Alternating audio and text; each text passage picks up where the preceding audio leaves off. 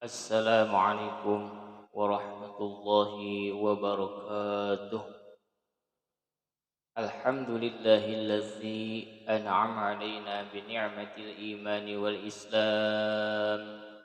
Asyhadu an la ilaha illallah wahdahu la syarika lah wa asyhadu anna sayyidana wa nabiyyana wa maulana Muhammadan abduhu wa rasuluh. اللهم صل وسلم على سيدنا محمد وارفعنا من البلاء مظلم إنك على كل شيء قدير. فقد قال الله تعالى في كتابه الكريم وهو أصدق القائلين أعوذ بالله من الشيطان الرجيم بسم الله الرحمن الرحيم والعصر إن الإنسان لفي خسر إلا الذين آمنوا وعملوا الصالحات وتواصوا بالحق وتواصوا بالصبر. صدق الله العلي العظيم وبلغ رسوله الحبيب الكريم ونحن على ذلك من الشاهدين والشاكرين والحمد لله رب العالمين. Dina kesempatan ieu simkuring bade neraskeun deui ngaoskeun adoman Sunda tentang ilmu fikih inu pasang bartelakeun cai. Ieu adoman teh disusun ku mamagelaran dua Sumedang nyaeta Alim al-Alamah Kyai Haji Muhyiddin bin Ahmad Narib rahimahullah wa nafa'ana bi ulumi. Bismillahirrahmanirrahim.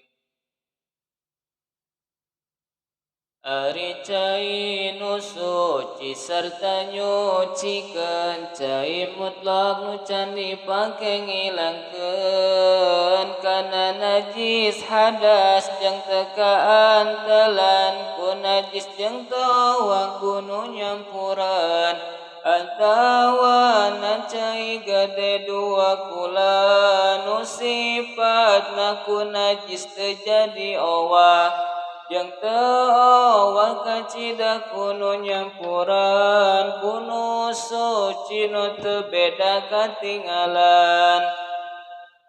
Ari cai saeutik nu kenajisan jadi najis najan najis teu ngowahan. Ari cai nu geus dipake ngilangkeun kana hadas eta teu bisa nyucikeun tapi suci dina awakna sorangan cai nu mustamal teh dingaranan cai nu mustamal teh dingaranan ari cai pangumbahan najis teh eta suci sanajan cai teu rea ngan teu bisa nyucikeun kana liana tapi syarat kesuci nu dikumbahna jeung teu awat teu leuwih timbanganna jeung geus pisan tina anu dikumbahna ari cai nu awak kudu nyampuran kudu suci ngan suci awak sorangan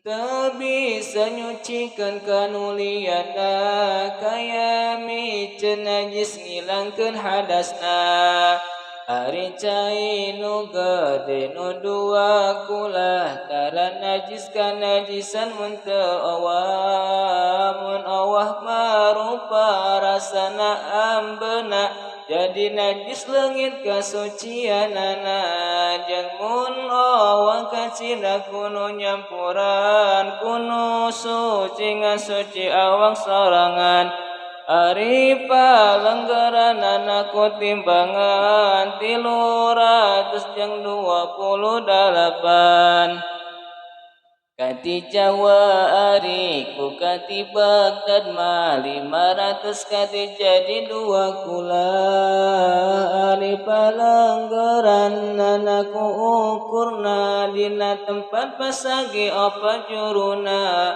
palayuna sasta jeung saparapat kitu deui pokna nu juru opat jeung jarona sarua baisasta sapara pajero palayuna eta lamun tempat cai nu tilujuruna palayuna sasta jeung satengahna jeung pokpokna sarua bae sakitu ari jarona madua asta tangtu